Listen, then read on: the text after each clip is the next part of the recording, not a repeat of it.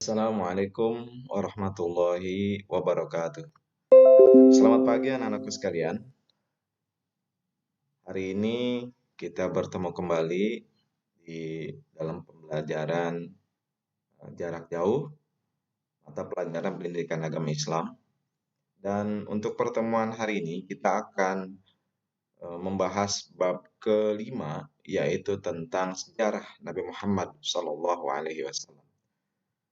Namun sebelum kita mulai pembelajaran kita hari ini, kita awali dengan sama-sama kita membaca doa. Bismillahirrahmanirrahim. Raditu billahi rabban wa bil islami dina wa bi Muhammadin nabiyya wa rasula. Rabbi zidni ilman warzuqni fahman bi rahmatika ya arhamar rahimin. Semoga kita selalu dalam kesehatan, kemudahan, dan ridha Allah Subhanahu wa Ta'ala. Amin. Bapak buka terlebih dahulu materi kita tentang sejarah Nabi Muhammad. Insya Allah di materi ini kita akan membahas tentang sejarah Nabi Muhammad di masa lahir, di masa remaja, kemudian di masa ketika sudah berdakwah, kemudian masa Nabi Muhammad berhijrah dari Mekah ke Madinah dan lain-lain. Itu yang akan kita bahas. Baik, anakku sekalian, ini materi kita. Sejarah Nabi Muhammad SAW. Untuk tujuan pembelajarannya, yaitu memahami sejarah Nabi Muhammad untuk kompetensi intinya. Lalu untuk kompetensi dasarnya, yang pertama menjelaskan sejarah Nabi Muhammad, yang kedua menjelaskan misi Nabi Muhammad untuk semua manusia dan bangsa. Jadi tujuannya itu ada beberapa hal. Yang pertama, setelah kita bahas materi ini, yang pertama masing-masing diri kita bisa menjelaskan sejarah Nabi Muhammad SAW sejak beliau lahir, masa remaja, masa dewasa, masa berdakwah baik itu di Makkah maupun di Madinah. Lalu yang kedua adalah bisa menjelaskan misi Nabi Muhammad SAW untuk manusia dan bangsa. Baik, untuk materinya kita bagi menjadi tiga poin besarnya. Yang pertama, Nabi Muhammad sebelum menjadi Rasul. Yang kedua, bagaimana Nabi Muhammad berdakwah di Mekah. Dan yang terakhir, bagaimana Nabi Muhammad berdakwah di Madinah. Dan nanti di akhir ada sebuah tayangan tentang sejarah Nabi Muhammad mulai dari awal hingga akhir.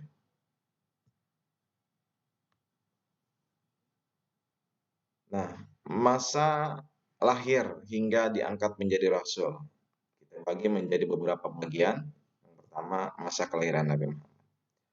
Nabi kita, sebagaimana Bapak yakin kalian pasti sudah tahu bahwa Nabi Muhammad itu lahir pada tanggal 12 bulan Rabiul Awal tahun Gajah, atau bertepatan dengan bulan April tahun 570 Masehi. Kenapa disebut dengan tahun Gajah? Pasti kalian sudah tahu. Karena pada tahun itu ada pasukan gajah yang dipimpin oleh Gubernur Abraha yang berasal dari Yaman datang ke Mekah ingin menghancurkan Ka'bah. Kenapa Abraha ingin menghancurkan Ka'bah? Karena dia iri. Di Mekah itu ribuan manusia datang setiap tahun beribadah di sana, kemudian berinteraksi, bermuamalah, banyak kegiatan ekonomi di situ, sehingga orang-orang Mekah kaya raya. Itu dia iri, sehingga di Yaman dia mendirikan sebuah bangunan yang mirip dengan Ka'bah, bahkan terbuat dari emas dan lebih besar. Tapi dengan kuasa Allah, semuanya itu digagalkan dengan Allah kirimkan bala tentaranya berupa burung ababil sehingga menghancurkan pasukan gajah dan sehingga gubernur Abraha itu sendiri mati karena burung ababil membawa batu panas dan apapun yang terkena batu panas itu akan mati. Lalu pada tahun itulah Nabi kita dilahirkan dan makanya disebutlah dengan Maulid. Maulid itu adalah hari lahir. Beliau lahir dari seorang perempuan yang bernama Aminah atau Siti Aminah. Siti itu adalah sebuah gelar untuk menghargai beliau. Siti itu asal katanya adalah Sayyidati. Artinya Sayyidati itu kalau bahasa kita itu yang dimulia, yang mulia, yang terhormat. Kalau perempuan Sayyidati, kalau laki-laki Sayyidi. Nah, dalam bahasa Indonesia disingkatlah Sayyidati menjadi Siti. Aminah adalah seorang ibu yang melahirkan Nabi Muhammad. Ayahnya bernama Abdul Muttalib. Abdullah, maaf. Ayahnya adalah Abdullah, putra dari seorang soleh namanya Abdul Muttalib. Setelah Nabi Muhammad lahir, beliau dibawa oleh kakeknya ke Ka'bah. Tujuannya adalah untuk bersyukur kepada Allah Subhanahu wa taala. Dan bayi tersebut diberi nama Muhammad oleh ibunya. Kakeknya memberi nama Ahmad. Lalu itu masa kelahirannya. Nah, setelah beliau lahir adalah sebuah kebiasaan bangsa Arab ketika itu, maka akan disusukan kepada orang-orang yang dari daerah pegunungan. Karena daerah pegunungan itu orangnya baik-baik, akhlaknya baik, dan lingkungannya juga masih nyaman. Nah, karena itu Nabi Muhammad disusukanlah kepada seorang perempuan namanya Halimah As-Sa'diyah atau Halimah binti Abi Du'aib. Beliau dari kampung Bani Sa'ud atau Bani Sa'ad, keluarga Sa'ad. Sebetulnya ada beberapa orang yang pernah menyusukan Muhammad. Ada Suwaibah Aslamiyah dan ada seorang perempuan lagi yang pernah menyusukan Nabi Muhammad. Nah, lalu setelah itu Nabi Muhammad disusukan oleh Halimah itu selama kurang lebih 4-5 tahun. Beliau selama 4 tahun atau 5 tahun itu tinggal di pegunungan, di kampung Bani Sa'ad yang terletak di pegunungan. Lalu setelah 5 tahun bersama Halimah, Nabi Muhammad pun diantarkan kepada ibunya di Mekah. Nah, setelah 5 tahun, beliau kembali kepada Aminah. Beliau diurus oleh ibunya. Beliau diajak oleh ibunya untuk berziarah ke makam ayahnya yang wafat ketika Nabi Muhammad dalam kandungan ibunya kurang lebih sekitar 2 bulan di dalam kandungan ibunya. Nah, lalu setelah 5 tahun, berumur 5 tahun, beliau diajak oleh ibunya untuk berziarah ke makam ayahnya yang berada di Madinah. Kenapa sejauh itu ayahnya dikuburkan? Di sanalah beliau dimakamkan. Namun dalam perjalanan ketika pulang dari berziarah di sebuah daerah yang bernama Kampung Abwa, jadi kurang lebih sekitar 13 kilometer dari Madinah, di sebuah kampung yang tandus. Ibunya sakit, lalu beliau meninggal. Setelah ibunya wafat, beliau pun pulang kembali ke Mekah berdua. Lalu kemudian setelah ibunya wafat, beliau diurus oleh kakeknya Jadi ini adalah kejadian ini ketika 6 tahun. Ketika Nabi Muhammad 6 tahun, ibunya wafat. Setelah ibu wafat, beliau diurus oleh kakeknya yang bernama Abdul Muthalib selama 2 tahun. Ketika berumur 8 tahun atau 2 tahun setelah diurus oleh kakeknya maupun wafat. Wafat karena memang sudah tua dan sakit. Kakeknya wafat ketika berumur 80 tahun. Setelah beliau wafat, kakeknya Nabi Muhammad itu mengurus Nabi Muhammad layaknya putranya sendiri. Nah, Abu Thalib pun ketika itu putranya banyak, ada Ja'far, pamannya dengan menggembala dombanya. Lalu kemudian ketika 12 tahun diajaklah oleh pamannya untuk berdagang, lakukan perjalanan berniaga ke Basrah. Basrah itu kalau sekarang di Irak, daerah Irak. Jadi bayangkan ketika sekecil itu Nabi Muhammad ikut berdagang berniaga dengan pamannya dengan jarak yang luar biasa. Bayangkan ketika itu belum ada pesawat, dengan berjalan kaki dari Mekah ke Irak. Lalu dalam perjalanan itulah beliau diperlihatkan oleh Allah bukan mukjizat, irhash. Irhash itu sebuah kejadian luar biasa yang dialami oleh seseorang nabi sebelum diangkat menjadi nabi. Itu namanya irhash. Dalam peristiwa itu ada orang yang melihat sebuah tanda kenabian dari Nabi Muhammad. Orang tersebut adalah seorang rahib. Rahib itu pendeta Yahudi yang berasal dari kampung Bahiro.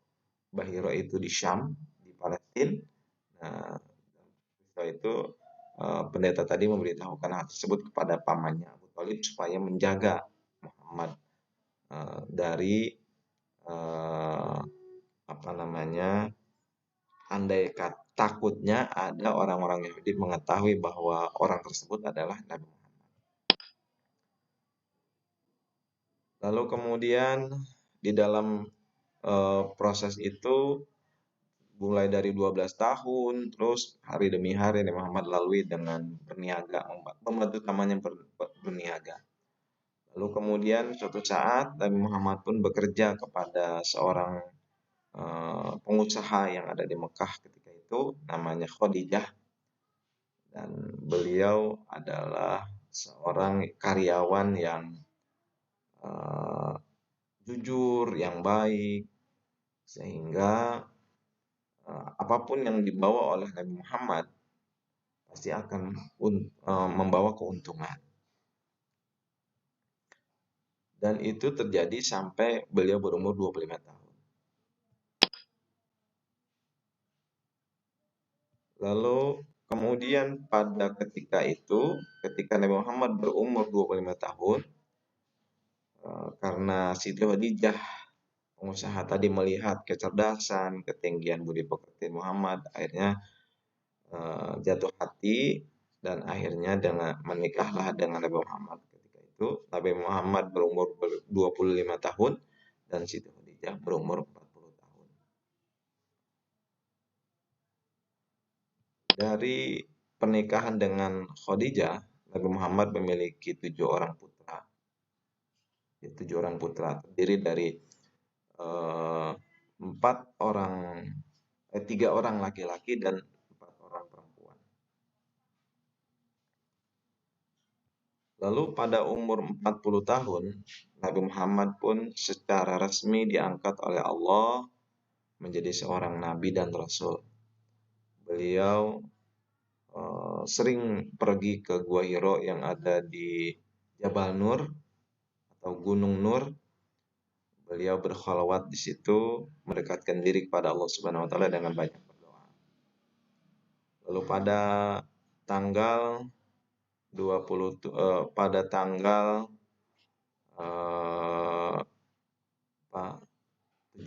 Ramadan, pada tanggal 17 Ramadan beliau pun mendapatkan wahyu yang pertama berupa surat Al-Alaq ayat 1 4:1-5, tepatnya di Gua Hira. Itulah ayat pertama yang Allah turunkan kepada Muhammad sebagai pertanda Allah mengangkat Nabi Muhammad menjadi seorang nabi dan rasul. Lalu setelah wahyu itu Allah turunkan, Nabi Muhammad pun 2 tahun setelah itu mulai berdakwah, karena memang perintah dari Allah untuk berdakwah. Nabi Muhammad berdakwah selama di dua tempat, di Mekah dan periode Madinah. Di selama periode Mekah, beliau itu berdakwah dengan cara yang pertama adalah dengan cara sembunyi-sembunyi atau siriyatut dakwah. Secara sembunyi-sembunyi artinya dakwahnya dari rumah ke rumah, dan keseringnya adalah malam hari ketika orang-orang Quraisy tidur, beliau berkeliling dari satu rumah ke rumah yang lain, masuk dari pintu yang satu ke pintu yang lain. Itu dakwah secara sembunyi-sembunyi. Itu dilakukan kurang lebih selama 3 tahun. 3 tahun dakwah secara sembunyi-sembunyi. Lalu setelah itu ada perintah dakwah secara terang-terangan. Nah, dakwah secara terang-terangan itu dilakukan dengan cara ya berdakwah, berceramah di depan orang banyak. Itulah yang disebut dengan dakwah terang-terangan atau jahriyatut tauhid. Jahriyatut dakwah. Lalu kemudian dalam dakwah di periode Mekah itu ada yang disebut dengan as-sabiqunal awwalun, yaitu orang-orang yang pertama kali masuk Islam. Ada kurang lebih sekitar 39 orang. Ada Khadijah, istrinya tadi, istrinya Muhammad, Khadijah binti Khuwailid dari golongan puan. Ada Ali bin Abi Thalib dari golongan anak-anak. Ada Zaid bin Haris dari orang dewasa. Kemudian ada Abu Bakar As-Siddiq. Lalu kemudian ada Utsman bin Affan, ada Zubair bin Awam, dan lain-lain. Itulah yang disebut dengan as-sabiqunal awwalun, golongan orang-orang yang pertama kali masuk Islam. Bagaimana reaksi orang Mekah ketika itu? Nah, ini ada banyak. Yang pertama, Nabi Muhammad itu mendapat hinaan, cercaan, lalu ditawarkan dengan rayuan berupa kekuasaan, kekayaan, wanita, asalkan Nabi Muhammad berhenti. Lalu mereka mengajak sepakat bergonta-ganti ibadah. Itu ditolak oleh Nabi Muhammad. Bahkan Nabi diancam dibunuh. Lalu bahkan para sahabatnya banyak yang dibunuh, ada yang dibakar, ada yang dan lain-lain lah, bentuk siksaan orang-orang kafir Quraisy. Tapi itu tidak menyurutkan semangat beliau untuk selalu berdakwah dan terus berdakwah, karena memang perintah dari Allah. Lalu kemudian setelah itu ada sebuah peristiwa yang sungguh luar biasa, yaitu peristiwa Isra Mi'raj, terjadi ketika Nabi Muhammad berumur 50 tahun.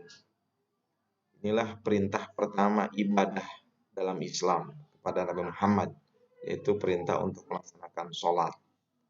Lalu juga ada peristiwa Aqobah. Aqobah ini, sumpah Aqobah ini adalah sebuah perjanjian dari orang-orang Madinah untuk bersumpah setia membela Nabi Muhammad. Bagaimana dengan misi Nabi Muhammad itu?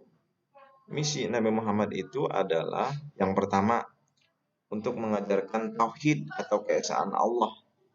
Ingat bahwa orang-orang kafir Quraisy itu bertuhan banyak, berhala-berhala, ada Lata, Uzza, Manat, dan lain-lain. Itu yang terbesar. Nah, karena Tuhannya banyak, Nabi Muhammad datang mengajarkan tentang Tuhan itu ada esa, yaitu Allah Subhanahu wa Ta'ala. Lalu yang kedua, misi Nabi Muhammad itu adalah untuk menyempurnakan akhlak manusia. Sebagaimana di dalam hadis, innama bu'itsu liutammima makarimal akhlak. Aku diutus oleh Allah untuk menyempurnakan akhlak manusia. Lalu yang ketiga, misi Nabi Muhammad itu adalah menjadi rahmat bagi seluruh alam semesta. Apa fungsi Nabi Muhammad sebagai rahmat? Jadi dengan risalah Islam yang dibawa oleh Nabi Muhammad, di mana di dalam ajaran Islam itu bersifat universal, diajarkan untuk seluruh umat manusia, bukan kepada satu bangsa saja, tapi untuk seluruh umat manusia. Manusia itu sama di mata Allah derajatnya, tidak ada kaya, tidak ada miskin, semua sama. Semua ras, bangsa, jenis apapun manusia itu sampai akhir zaman itu sama. Itulah rahmat dari Allah Subhanahu wa taala. Demikianlah untuk materi kita. Lalu kemudian terakhir, suatu waktu Nabi Muhammad mendapatkan perintah dari Allah. Setelah Nabi Muhammad berdakwah selama kurang lebih 13 tahun di Mekah, dengan segala warna-warninya berdakwah di Mekah, cercaan, hinaan, ancaman pembunuhan, dan lain sebagainya. Akhirnya Nabi Muhammad pun mendapatkan perintah dari Allah untuk hijrah ke Madinah. Ingat, Nabi Muhammad hijrah dari Mekah ke Madinah itu adalah karena perintah dari Allah, bukan karena takut mati, takut disiksa, tapi sekali lagi semata-mata adalah karena perintah dari Allah. Ketika Nabi Muhammad hijrah itu artinya adalah pindah. Ada dua golongan orang Islam ketika itu, ada yang disebut dengan golongan muhajirin. Muhajirin itu orang Mekah yang datang ke Madinah, dan ada golongan Ansor. Ansor itu penduduk asli Madinah yang menerima, yang menolong orang-orang Mekah tadi. Nah, dari peristiwa itulah terjadi ukhuwah Islamiyah, dipersatukan oleh Nabi Muhammad. Kemudian Nabi Muhammad yang pertama kali lakukan di kota Madinah itu yang pertama mempersatukan umat Islam di Mekah, di Madinah, antara orang Muhajirin dan Ansor. Yang kedua adalah membangun masjid sebagai tempat untuk beribadah, melakukan kajian, belajar, dan lain-lain. Mendirikan masjid. Dan masjid itu adalah Masjid Nabawi. Namun sebelum Nabi Muhammad membangun Masjid Nabawi, Nabi pun pernah membangun masjid yang pertama kali dibangun oleh Nabi Muhammad, itulah Masjid Quba. Sebuah daerah yang kurang lebih sekitar 5 atau 7 km dari Madinah jaraknya. Jadi sebelum sampai ke Madinah, Nabi Muhammad pernah membangun masjid di sana. Nah, itu dakwah di Madinah ini ada beberapa. Yang pertama, dakwah itu dilakukan dengan cara tadi, mempersatukan umat Islam, kemudian membangun masjid. Dalam perjalanannya, selama periode dakwah di Madinah, Nabi Muhammad pun pernah mengalami beberapa peperangan. Karena ternyata walaupun Nabi Muhammad sudah pindah dari Mekah ke Madinah, orang-orang kafir Quraisy yang ada di Mekah tetap tidak berhenti melakukan ancaman. Antara lain dengan mereka datang ke Madinah untuk menyerang Rasulullah. Namun ya karena itulah terjadi beberapa perang. Antara lain ada perang Badar, ada perang Uhud, ada perang Khandaq, dan lain-lain. Itu adalah peperangan yang pernah dilalui Rasulullah melawan orang-orang kafir Quraisy yang datang dari Mekah. Lalu Nabi Muhammad, karena memang perintah dari Allah harus melakukan ibadah haji, beliau pun pernah melakukan sebuah perjanjian yang disebut dengan perjanjian Hudaibiyah.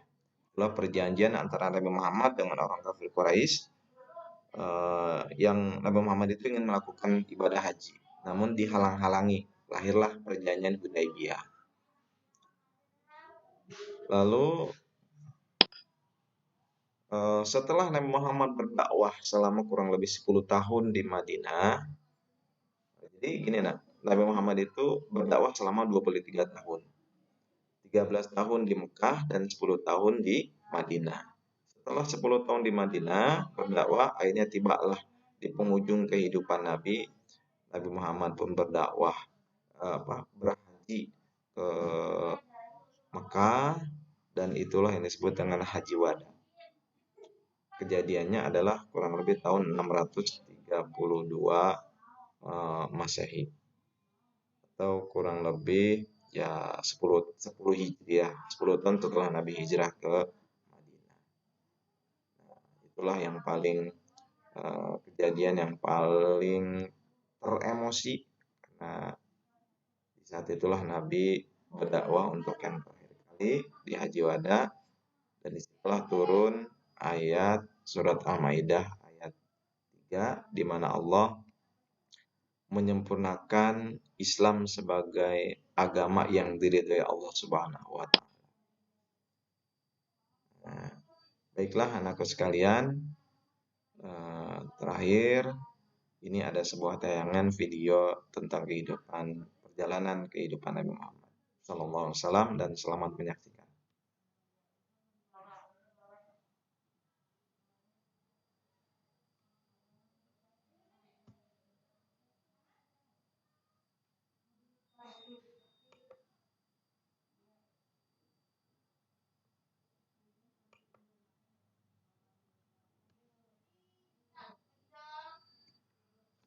Baik anakku sekalian, karena ada sedikit trouble, jadi video ini tidak bisa Bapak tayangkan.